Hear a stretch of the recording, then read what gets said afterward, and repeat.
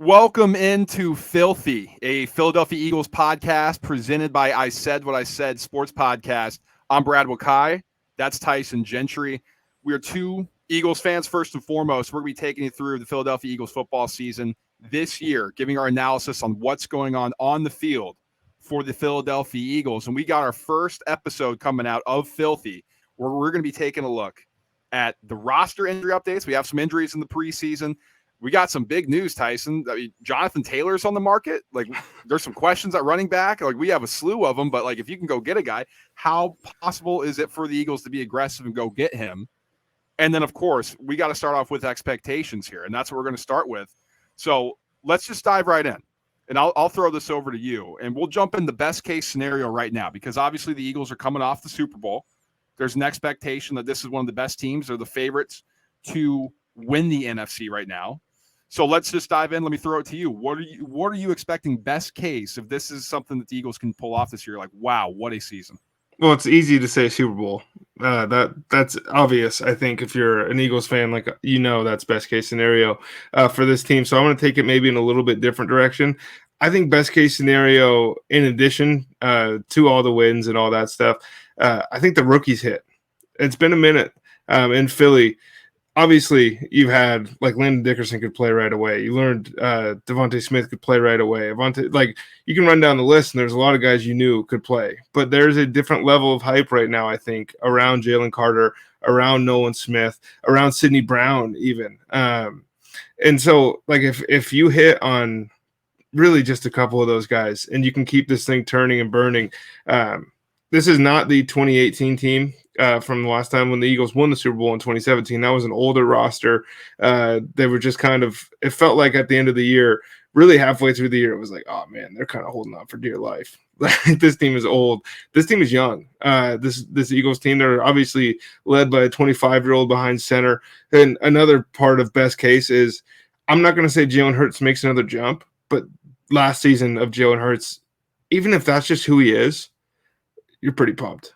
Like, you're really, really excited.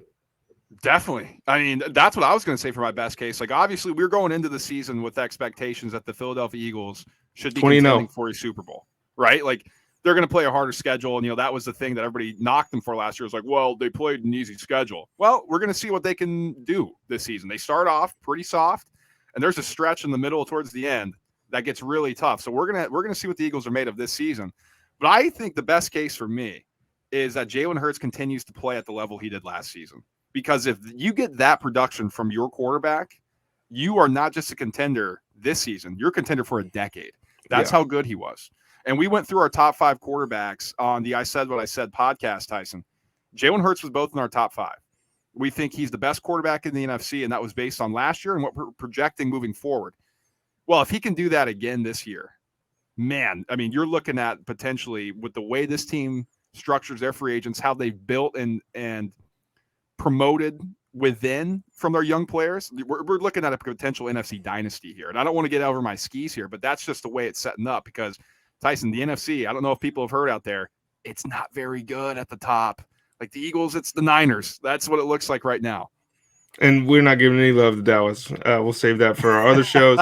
But I don't want to get too nerdy or too kind of we're Eagles fans. So best case scenario for me, again, special teams got to be better. Like I think there's only one guy on the hot seat in the entire organization right now. It's Clay. Is it? I just had it in front of me. Sorry, Michael Clay, the special teams coach for Philly. Look, Aaron Sipos was fine until in the punting game was fine until it wasn't. And Kadarius Toney 65 yards of the house. Brett Kern hitting one off the wire to go out of bounds in the playoffs obviously didn't end up mattering. All those games got taken care of fairly easily without those mistakes. But those are things when you get to the top of the league, like what they're trying to do. Kansas City was the one that returned the punt 65 yards. That's the big dog. Those are the guys you want to beat. So special teams has to be better. Jake Elliott is really good, and he is an incumbent. He's going to be there for a long time. Brad, when's the last time the Eagles had a punt returner where you were like, dude, he might flip this? And that is Sproles probably. It's been a long time. Jackson, I was going to say, even Sproles, sure, but he was never the threat that could pop, Deshaun Jackson was the last one. I was like, dude, if he touches this ball in their space, he's going to the house. I'd love to, like, if Britton Covey can become the guy, cool. If Devin Allen can become the guy, it might even have to be Devontae Smith. But like, just to be able to get 15 once a game would be awesome instead of 4 every time. Or it's a lot of fair catches and things like that, which are fine. And kick returns don't really matter in the modern NFL, especially with the new rules. So it's really, they don't flip the field. They haven't flipped the field in the better part of a decade.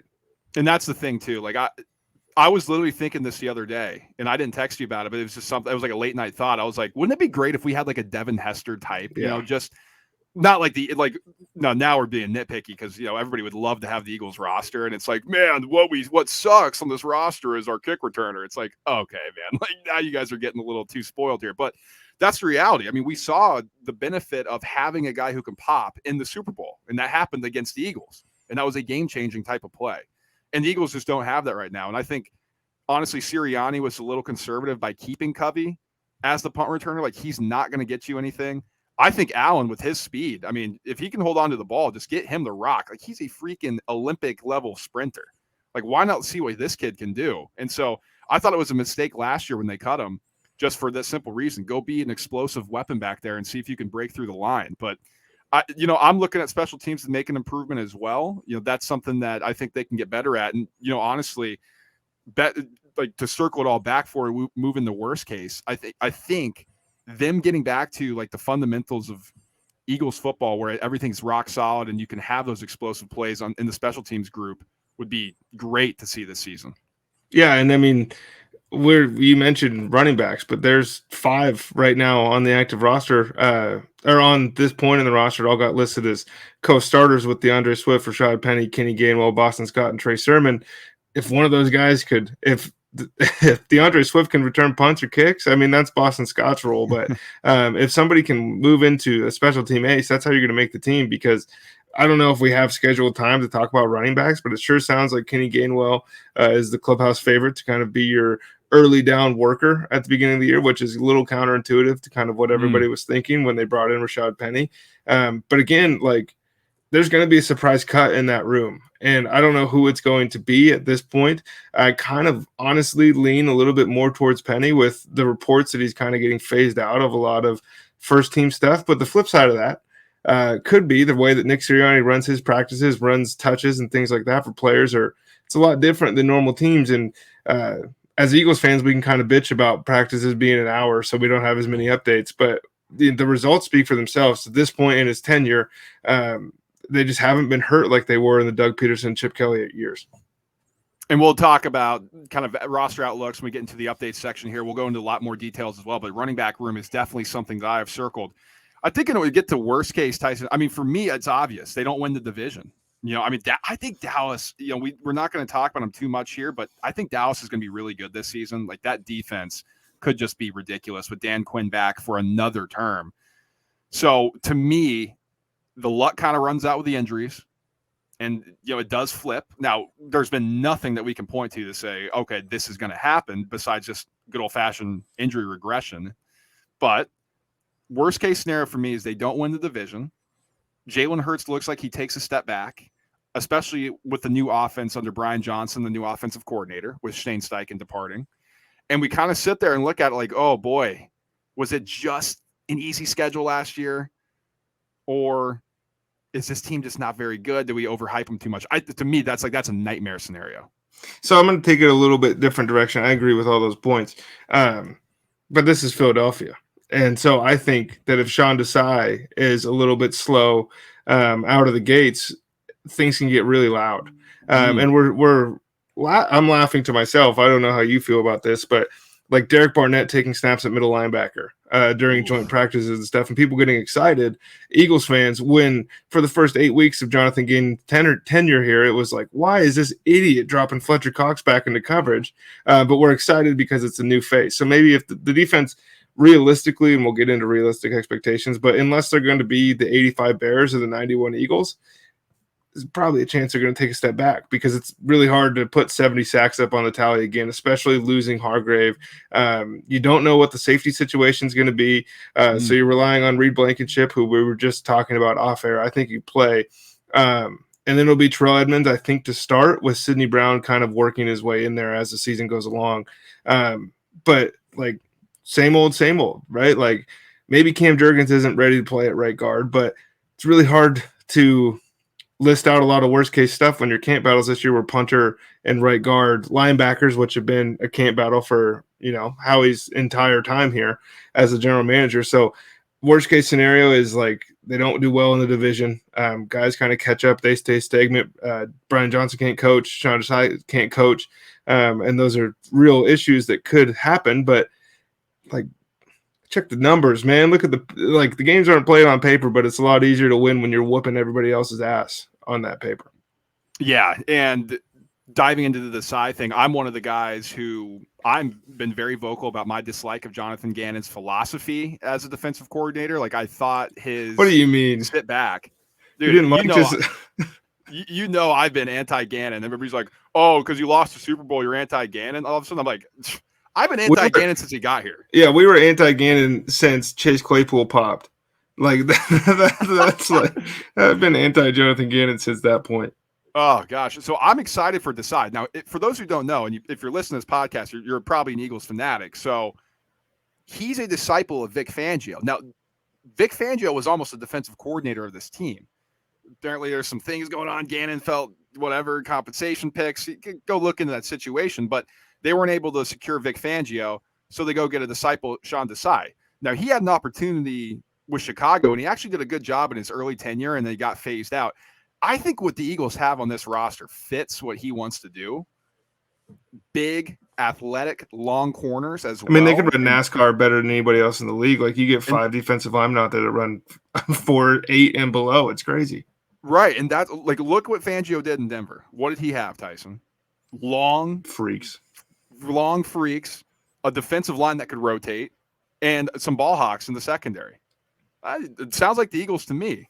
So I think with Desai coming in, worst case, like you're saying, I mean, what if his defense, what if he's bad? Like, what if it wasn't the early part, it was just a really good defense in Chicago that he inherited, and then what he actually is the second part of that, where he's not very good. I think that would be a disaster. Another part on the Eagles, that defense, just to note, like, you're excited to, honestly, I don't know how we are, but we are. Like, Darius Slay and James Bradbury running corners, and you're fine with that as an Eagles fan. They're both on the wrong side of 30. Like, it's a lot of football played by those guys. Corners seem to fall off overnight, so you're worried about that a little bit. You got to be prepared for when the eventual Avonte Maddox injury comes, because unfortunately, like, the dude's a baller, and I think everybody that's an Eagles fan loves himself some Avonte Maddox. You're going to need a secondary slot corner that's going to be able to step in and play. And whether that's Josh Jobe, who seems maybe like he's more suited to play on the outside, and then you rotate Bradbury in to that slot corner in those situations. Those are instances, but it's tough to sit here right now. Obviously, we're not at training camp, and we'll talk about some of the corners that just got cut, but they basically signed 5 or 6 guys this offseason that were the same physical profile as each other, built the same way. So they have a clear plan there, and they kind of let them separate from themselves. And maybe the surprise for people is that the guys that got cut were guys they know the names of already. Realistically, I don't think we have to spend too much time on this, Tyson. I expect them to be a playoff football team, and I expect them to compete for the NFC Championship. This roster is just too good for them not to. And yes, you have question marks at both coordinators. There's still Nick Sirianni in charge of this football team. And I know I feel like people don't want to admit that he's a good coach because they're like, oh, he was talking about Flowers and like his opening press conference is bad. So that tainted what they look at him as, which is a really high level coach. He should have been coach of the year last year. I thought it was a complete joke that he didn't win. And this guy has taken this team to new heights every single year he's been the head coach. He's built a completely new culture since he's taken over that people respect, that people have fallen into, that were holdovers from the previous regime and are part of building the new culture going forward. That's all you can ask in a football coach. And so realistically, with Jalen Hurts, the leader he is at quarterback, with Nick Sirianni's philosophy and the way he's kind of built and allowed the leaders to run their locker room, they're going to be in the NFC. They're going to be in the playoffs again. I expect them to be in the NFC Championship, competing to go to the Super Bowl. Yeah, if Nick Sirianni, I think it's if he goes 9-7, this season, or maybe it's 8-9 or 9-8, excuse me, or 8-9. He becomes the most winningest head coach in Eagles history through their first 3 seasons, which is pretty funny because it's a laundry list of really good NFL head coaches, but he knows what the fuck he's doing and he's allowed to be down here. Like that, and because he's flapping his jaws at the camera and getting the crowd pumped up and everything. If you're not an Eagles fan, you don't like it. But I promise you, every single one of us do. Like, this is my head coach. This is for the first time in my life. Like, I have a head coach that matches the personality that I want the team to have at any level in any sport. So that's awesome. He's a winner. Jalen Hurts is a winner. That offensive line and defensive line room are littered with a bunch of guys who've been winners for a real long time. So realistically, I think divisional round is the absolute floor for this football team. Maybe they don't win the division, right? Maybe they win 11 games in the regular season, and whoever else it is in the NFC East gets 12. They're way better, I think, than the bottom teams in the NFC. And what we know about the expanded playoff format is year over year, there is going to be more situations like the Bucs last year, or the NFC South as a whole, where it's like, hey, man, there's going to be a 500 or worse football team getting in here. We might have to go to their place, but it's going to be okay. Because in all reality, part of the reason the Eagles are going to be just fine is they are the most physical team in the NFC, and people want to pretend that San Francisco or want to pretend it's Dallas because they're living off that offensive line from the early 2010s. Nobody wants fistfights like Philly, and that wins football games. Okay, so Jonathan Taylor – the names in the news, man. Jonathan Taylor, the Colts are allowing him to seek permissions for trades. Apparently, in return, they want a first-round pick or a compensation package of draft picks that equal a first-round draft pick, according to Stephen Holder of ESPN. Now, we're touching on this because you know what the Eagles fans are going to say, let's go get him. Let's go be aggressive. And while it would be great to have Jonathan Taylor on the roster, this is a realistic podcast here, Tyson. There is no way in hell that Howie Roseman is going to give up draft capital of that magnitude to get Jonathan Taylor. Just it ain't happening. A first-round draft pick for this guy, then you're going to have to give him a big contract extension. It's not happening. He just let Miles Sanders walk. Like, he's not going to go trade for this guy, give up draft capital, and then extend them, especially, as you mentioned before, it's a logjam in the running back room. So it's a pipe dream. It's not going to happen. Get that out of your head. The only thing that the Eagles are probably going to do at any point during this offseason, the upgrade, is look at cornerbacks or linebackers. It ain't going to be the running backs. No, and this is the NFL. This is Jim Irsay and Chris Ballard saying, you think you're worth that much? Go find out. Go find out on your own, because in addition to that, this is the guy sitting out because he wants to get paid more. So you trade the equivalent of a first-round pick, which they take a second and be over the moon if you're Indianapolis. So don't buy too much into the first-round thing. But then you got to pay him. And I know he's not been in the league long enough to really say this, but he's coming off of a bad year for the guy that we think he's supposed to be. He's a little bit more banged up, I think, than the casual fan is willing to admit, because like we didn't get to see him all that much last year. And then when we did, it was a lot of excuses about like the offensive line in Indy sucked and they couldn't throw the ball. So it was like, it's okay that Jonathan Taylor's having this year, but Najee Harris did not get the same I won't say respect, but he didn't get the same treatment in Pittsburgh. And I thought, honestly, their situations were not that dissimilar from each other.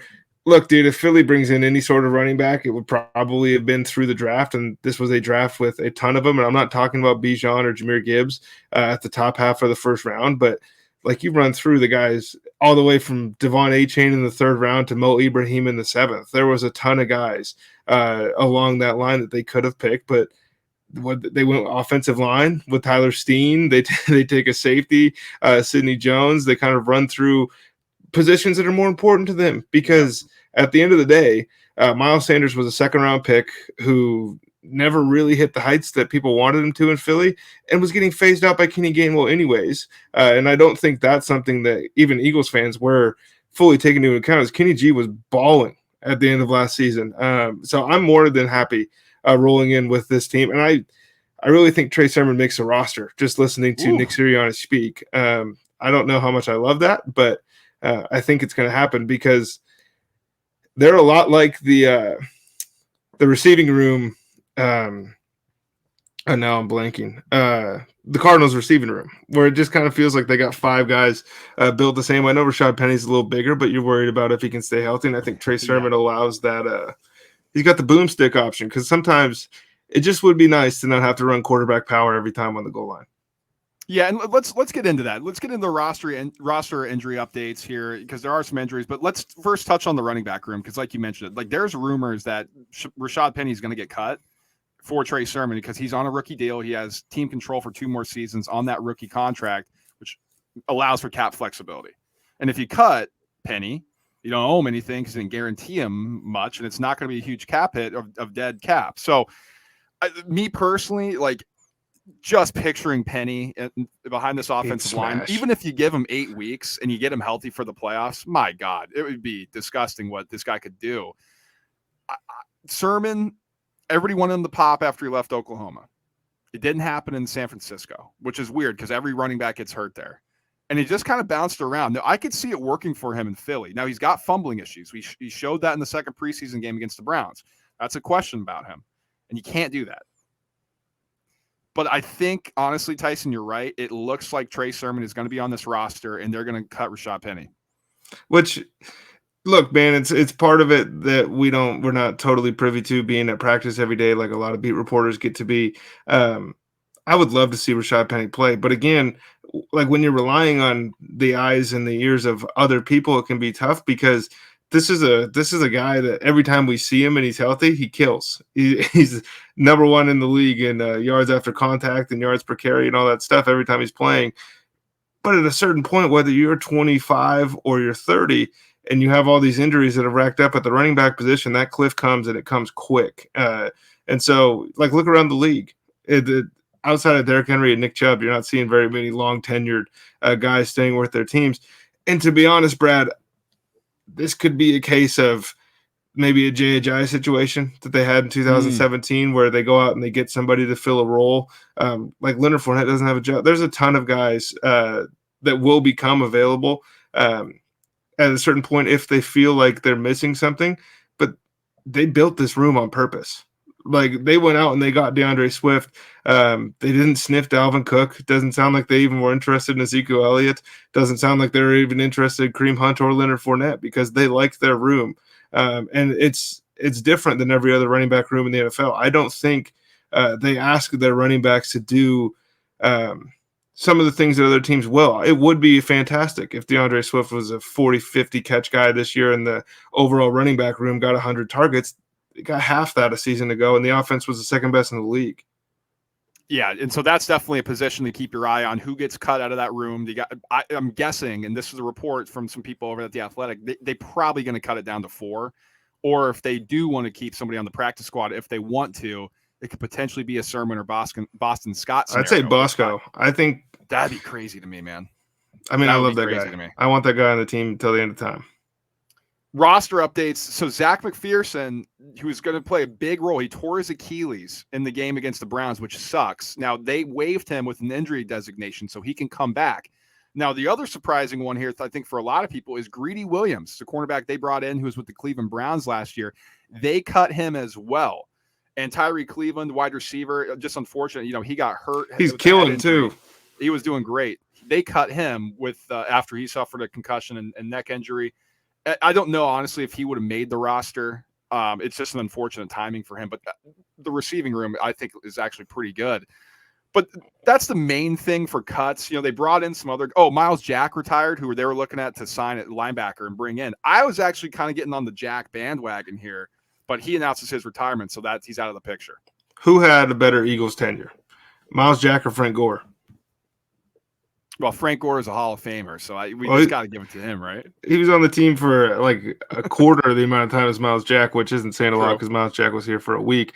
And linebacker is going to be an issue, but like you're really hoping Nakobe Dean can step in and play. And I'm honestly getting sick of the reports from people from practice that this dude isn't popping because I don't.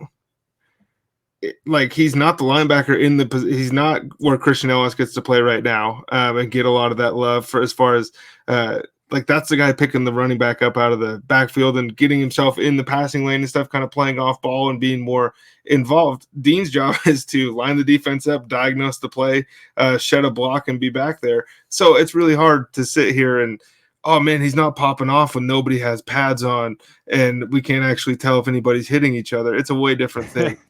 Nicholas Morrow, I think, could be a cut. I think his deal is one with no guaranteed money if he doesn't make the roster. But like you bring in Cunningham and all these other guys to kind of try to fill that void. And I'm to the point now as an Eagles fan, I sure would love a Micah Parsons. I would love to get one of those kind of guys, but like that's not the way this team is. Like Nigel Bradham was awesome in 2017.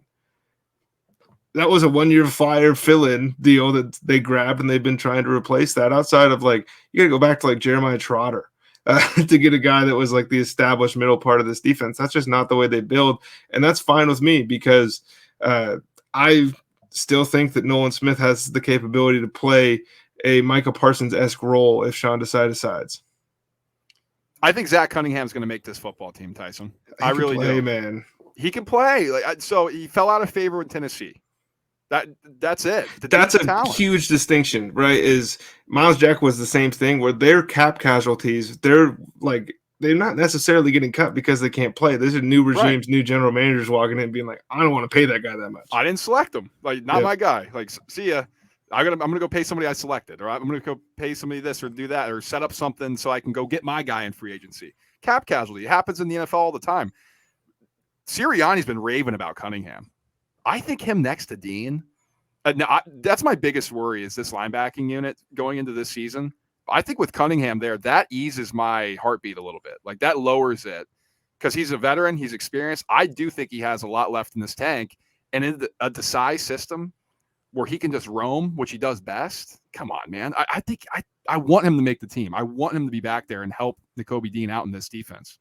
I think Christian Ellis is going to be a starter at some point this year at linebacker. I don't know if it'll be day one, but it seems every report, every video, everything that you watch is this dude playing. He's also the one, importantly, to get the green dot on his helmet when Nakobe Dean and Nicholas Morrow aren't available to practice, which means he's the one communicating with the coach.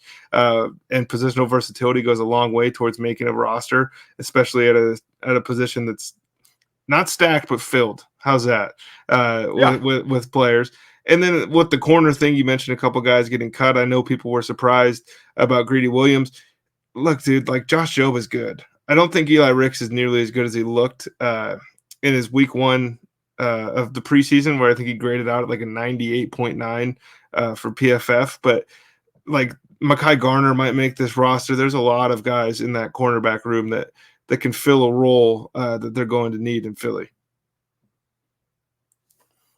But outside of that, man, I mean, like I'm good with the safety unit with Terrell Edmonds, Reed Blankenship, and Sidney Brown, I think, and Kayvon Wallace. Like he's most famous right now for getting slammed to the ground by Trent Williams. But like if he can just – a lot of these guys are special teamers, man. It's fun right now to be an Eagles fan because your concerns – this is so much better than 3 years ago, or even last season. The narrative going into last year was like, man, honestly, if Jalen can play, like we'll be fine. And now it's like, fuck. All right, if Jalen wins MVP, we win the Super Bowl, and that's a different thing than it was 12 months ago. Yeah, 100%. Some other players they brought in before we move into what we'll close with, which who has popped for us so far in the offseason, just based on what we're looking at. Defensive tackles: Robert Cooper, Marvin Wilson, Caleb Sanders. So they brought them in. Want to see what they got, more depth. Obviously, we have a little bit of an aging situation up front with the Philadelphia Eagles front seven, and then linebackers Tyreek Maddox, Williams, Quentin Bell as well. So obviously, linebacker still a unit that Howie Roseman and Nick Sirianni are keeping an eye on. Let's get into who's popped because you've mentioned his name a few times, and this kid pops off the screen, man. It's Sidney Brown, dude. Like he's a stud from Illinois, and I'm from the Big Ten school in Penn State, so I watched a lot of Big Ten football last year, and this kid was making plays on the screen last year, and that's with a Devin Witherspoon top 5 pick in the same secondary. Yep. And so he goes in the third round. Tyson, I think he's going to start, whether it's this season or next. Like this is a starter in the NFL. He's fast, he's smart, he can close down gaps, and knows how to do it effectively. And right now, he loves to play special teams. Like, he's going to make this roster. He's going to make an impact immediately. So my only concern with Sidney Brown, and this is maybe a bit nitpicky, but he's going to be over pursuing things to start his career in the NFL. Like if you go watch his tape at Illinois, or even just had the luxury really of watching Illinois football last year, was an interesting experience, and they were pretty good. 9-4, I think. But this dude wants to run downhill and hit you. And there is going to be a susceptibility towards certain routes, route trees, combinations in the NFL that he might not be able to keep up with necessarily right away. And that can kill you here. Like that really can be. It took Brandon Graham 10 years to get the stink off what everyone was saying about him. So Sidney Brown could be a casualty of that. But like the Eagles fans are going to love him, dude. All he wants to do he plays like Troy Polamalu, which is tough to say because that's a big name and big shoes, but that's who we were like. He's flying around hitting the shit out of people trying to start fights. And then he gets on the mic and he's just a nice Canadian boy. Are you going to take a cop out here and say Jalen Carter? No, because we all know he's popping, man. The kid's special. There is a part of me that wants to just start naming off all the defensive linemen. But I've mentioned his name, and I'll stick to the safety position. Like Reed Blankenship was the man at the joint practice with the Browns. 3 interceptions to Deshaun Watson in 2 days. He's the only one that stays with the ones no matter who else is rotating in, and it's been that way the entire offseason. And I just want to tell Eagles fans really that if this dude was drafted in the second round, and these were the reports that we were getting, we would be over the moon and freaking out about how we finally found somebody to play safety. But he doesn't look the part. He doesn't look like an NFL safety to a lot of people, which I mean makes sense to me. But like this dude is a UDFA that comes out of nowhere. And on top of that, Brad, can you name plays last year when he comes in for Chauncey Gardner-Johnson where you thought, damn, if we had somebody else back there, things are different? I think Reed filled in pretty admirably in a really tough spot and made it so he's on the field in the playoffs when all the other safeties are healthy. He played his way on the field. He is now popping off in training camp. And God damn it, we got a safety that's going to be around here for 5-6 years. That's how it seems too, which is awesome. And I think you're in a good spot. We'll see Terrell Edmonds. I think he's going to be the other starter. He came in and was great to start camp, and now it seems like he's kind of regressing a little bit back to okay. Isn't it so much better than Steven Nelson and for sure. the ghost of Rodney McCoy? Like, I love all thank you very much for your Eagles tenure, and Rodney, thank you for the ring. But it's been an unstable situation in the back half for a long time, and with hopefully they get the picks right, because like Zach McPherson, I really hope is the last one in the line of unfortunate injuries and misses at that point in the draft on the secondary. I mean, obviously the one who popped to me too. I mean, Tanner McKee, man. He was nasty. He's been great. The quarterback of Stanford. He's out playing Marcus Mariota. Oh, for sure. But not even close. Like he looks like he belongs in this league. Like, I mean, is there a difference between what he's done and what we've seen Davis Mills do in the preseason? I mean, honestly, like Tanner McKee looks good. And when you get your ass beat at Stanford behind that corpse of a line, like every single week, like you're going to stand in there, take some shots and throw the rock down the field. So I just wanted to shout out Tanner McKee. Tyson, the last one to me that popped out, and then I'll throw it back to you. You know, there was a lot of question marks about Kelee Ringo. First round talent, falls to the 4th round. People are saying he's slow. Is he actually going to play linebacker? I got to tell you, man, I thought he's had a pretty good camp based on all the negativity that's come around, that swirled around him throughout the offseason and the draft process leading up to it. I mean, I'm one of the biggest Kelee Ringo guys in the entire world, and we were fighting but during draft season about maybe I'm irrationally high on this guy. But the other part of the Kelee Ringo stuff is, dude's 20.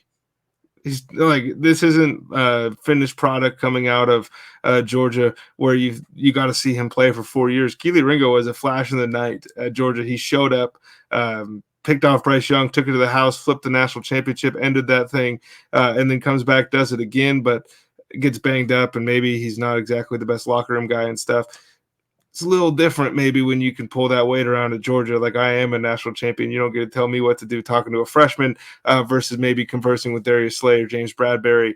And if you really want to get down to it, those big boys on the defensive line, I'm sure, are not going for a lot of that stuff. It's another guy that's popped for me, and I just we're in the same kind of position groups here, but I've been focused a lot on Josh Jobe this offseason because I went into this as an LSU fan really hoping Mekhi Garner was going to make the team. I didn't think he was as good at LSU as kind of the consensus was, and apparently he's had his moments. But this is year 2 now. Josh Jobe played his way onto this roster last season at this exact point as an undrafted free agent, and now he shows back up this season, and by all accounts is playing his ass off. And so when you talk about Eli Ricks or Mekhi Garner and these guys, they're 5-star recruits coming out of high school. They are the best. They are preseason All-Americans or preseason All-Conference. Josh Jobe played a lot of football for Alabama. A lot of football. And he was on the field. Yes. He was the one on the field. And if he wasn't the best corner on the team, then explain to me why he was still lined up against the other team's number 1 over and over and over again, no matter who else was playing corner for those teams. And there's been some guys that are in the league right now that didn't have as good a career at Alabama that Josh Jobe did. Measurables were a little off, and he was a little slow, and all this stuff at the combine. His arms weren't as long as you'd like, and maybe this, that, and the third. Give me the guy that played high-level football and knows how to win a cornerback competition over guys that have been bouncing around the league and haven't figured it out. Yep. I think Nick Saban, if he knows cornerbacks, he's a pretty good coach. If he's going to put him on the best receivers week in and week out, I think maybe we should listen to what the coach Nick Saban has to say down there at Alabama. Anything you want to close with? This has been a great first episode. Anything you want to get off your chest? Anybody else that you want to shout out before we close this thing out? I'm still worried about wideout 3, but that'll be a we wait and see situation in the actual season. Olamide Zaccheaus is going to provide a way different look for this offense. I think it's going to be awesome. It sucks to hear about John Hightower killing Steph in other training camps and all those things, because there was a time when he was supposed to be the one, and then it ended up being Quez Watkins. And I think us as Eagles fans are getting close to done with the Quez experience. We talked about punt returners, and that sure would be great if your 4.2 speed guy could be trusted to A, catch the punt, and B, return it at all. But Quez said he's elite, so he better show it, because like Dallas Goedert's awesome, and he's going to hide a lot of that stuff that a third wideout does. But I think the only way that those running back targets go up this season is if the third wide receiver is not as good as they want it to be. I love John Hightower coming out of Boise State too. I watched a lot of Mountain West football, and he was awesome in college. So we'll see. I love Zaccheaus though. I mean, we'll talk about this too. We'll be back with the full update on the 53-man roster or anything before that as we close out the last preseason game of the season. Anything else that we see, if there's other injury news that we have to jump into. Like we said, this is episode 1 of Philthy, a Philadelphia Eagles podcast, getting you ready for the 2023-2024 football season that we hope is going to end up back into the Super Bowl. We appreciate you guys listening. Go ahead and check out our other stuff. I Said What I Said podcast for more breakdowns on the rest of the sports in the world. We'll speak to you guys soon. Thanks for listening. Peace.